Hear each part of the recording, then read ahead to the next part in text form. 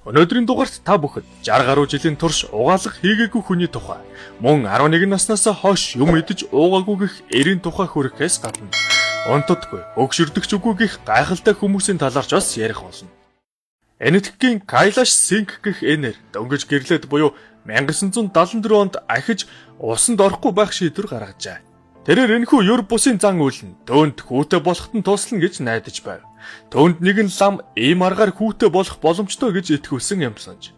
Кайлаш Синг усанд орохгүй, үсээ тайрч болохгүй гэсэн түүний зөвлөгөөг дагаж өнөөдөр хамгийн бохир хүмүүсийн нэг болсон ба 182 см-ийн урттай орооцолдсон үсний засалттай нэгэн болсон юм.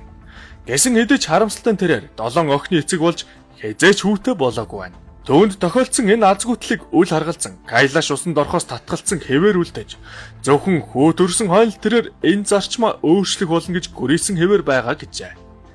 Гэвч 66 настай эрэгтэй болон 60 настай эхнэр хоёрын дундаас одоо хүү төрөх нь маш эргэлзээтэй санагдаж байна. Кайлаш дараагийн насандаа л өөрийгөө угаана гэж тангаргалсан ба зөвхөн нүүр гараад зайлахын тулд ус эргэлдэг байна. Хэрв тэр хүүтэн цаг агаарт амьдардаг эсвэл гэрээсээ гардгүй хүн байсан бол уг зуршил нь бусдад тэмч эвгүй санагдахгүй байсан байх. Гэвч тэр Варанаси хотын ойролцоо амьдардаг ба хөлсөө дуслуулан ажиллаж бэлчээрээс бэлчээр рүү мал туун явдаг ажил хийдэг юм. Энэ газар нь агаарын хэм ихэвчлэн 47 хэм төрдөг халуун уур амьсгалтай бөгөөд Кайлашиг эрхээс нь өмнө өнрээр нь ирж бууг нь өрсөд мэдэж болдог гэжээ. Хөрх ихнэр нь түүний эвгүй үнэрт дасах гэж чамгүй хугацаа зарцуулснаас гадна төөнийг уг тангаргаас нь болиулахын тулд чадах бүх зүйлээ хийсэн хэмээн ярьсан байдаг. Тэрч бүхэл нэг оронд унтахгүй гэж сүрдүүлж үтсэн гэв. Үүнээс гадна Кайлашийн өнрөөс залхсан гэрийнхэн нь нэгэн өдөр түүнийг зүгээр л гол руу авч шитгэхэр завдсан ч тэр зогтож чадсан бөгөөд усанд орсноос өөхсөн нь дээр гэж сүрдүүлжээ. Синхийн охин нь өөрөө зуны халуун өдөрт 2 удаа усанд ордог байхад аав нь усанд орохгүйгээр яаж амьд явдгийг ойлгодгүй гэнэ.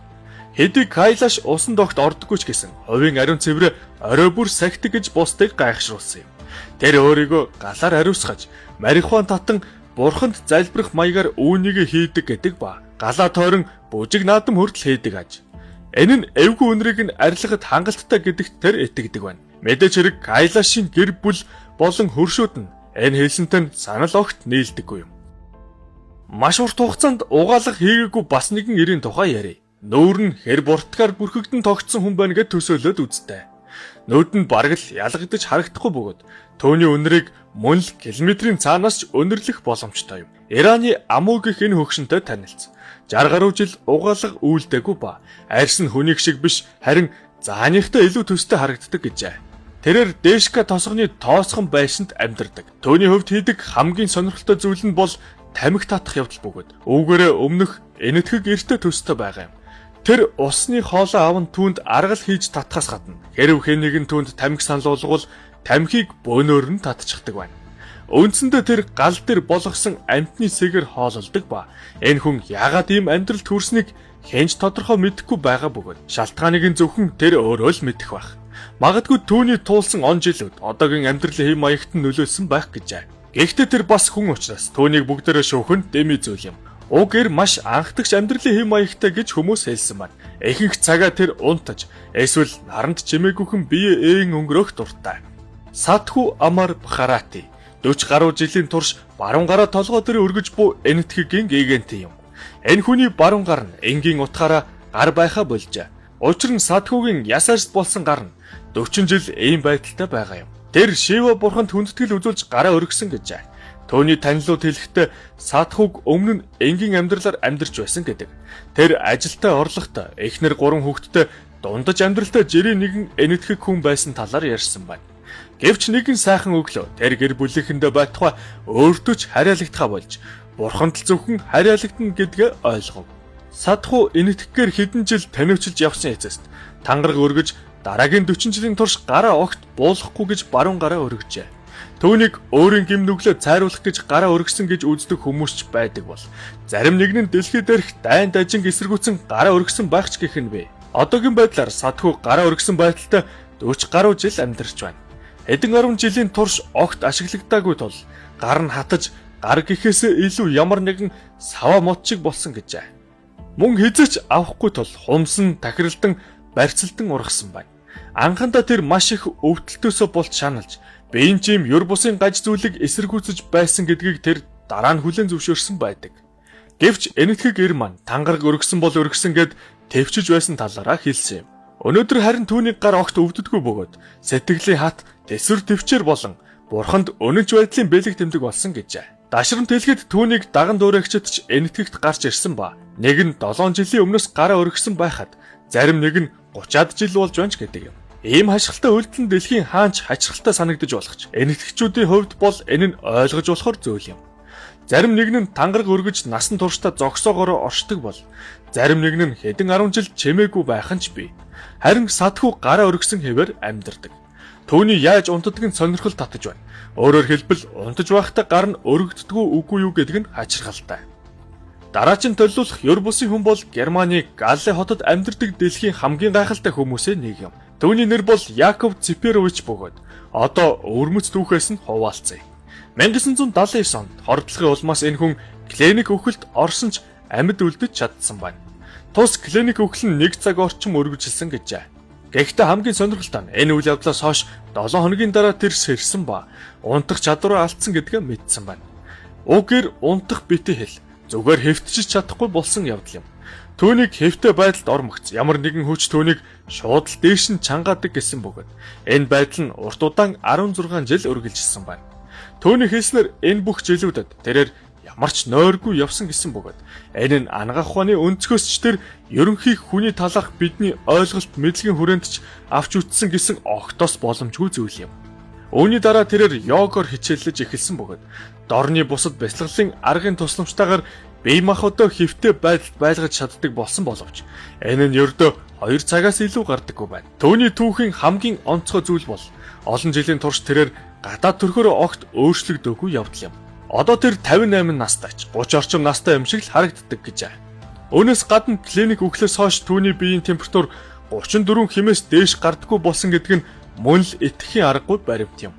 Түүнд маш олон хачирхалтай зүйл тохиолдсон тул тэр бүгдийг нь одоо санаж хэлэхэд хэцүү байдаг талаараа хэлжээ. Жишээлбэл сэтгцийн бүх үйл явц нь ёр бусын хачин хэлбэрээр явагдаж эхэлж байгааг тэр анзаарсан ба дараа нь хүмүүсийг ч маш хачирхалтайгаар хүлээн авч эхэлсэн байна. Яков тэдний бодлыг уншиж байгаа мэт санагдаж байсан ч шууд утгаараа биш бидний ойлголтоос давсан өөр хэлбэрээр гисэн юм. Түүний хэлснээр харилцсан хүнийхээ дотор нэвтэрсэн юм шиг л өөртөө нь ижлэхэн юм мэдрэгддэг байна. Одоогийн байдлаар энэ Герман эр манай гариг дээрх хамгийн алдартай юр бусын хүмүүсийн нэгт зүй ёсоор ордог юм. Дараагийн хүргэх хүн мөн л энэтхэгийн Прохлад Жааны бөгөөд 83 нас хүрээд бусдад танигдаж алдартай болсон гэдэг. Түүнд үзлэг хийсэн энэтхэгийн эмч нар түүнийг гайхалтай өвөө гэж зарласан юм. Учир нь энэ хүн юу ч идэж уудаггүй ба 11 настайгаас хойш идэж уугаагүйд нь түүнд эргэлзэх шалтгаан байхгүй гэж нутгийнхнаа үздэг байна. Прохлад Жааны йог хийдэг даяанч хүн юм. Тэр дэлхийн эд юмсаас татгалзан агууд амьдардаг боловч сониуч эрдэмтдээс нэг их зүгтаагаад байдаггүй гэжээ. Харин ч эсвэргээрээ тэр эрдэмтэн судлаачдын урилгад дуртаяа хариулж, шинжилгээ хяналт хийх үйл явцад нь дуртаяа оролцдог байна. Хамгийн сүүлд тэрээр 2-7 хоногийн турш өөрийгөө шинжлэх ухаанд зориулсан гэсэн ба түүнийг Нью Дели хотод байрладаг шинжлэх ухааны хүрээлэнгийн хэдэн 10 эмч нар өдөр бүр камерын тусламжтайгаар хянаж байв.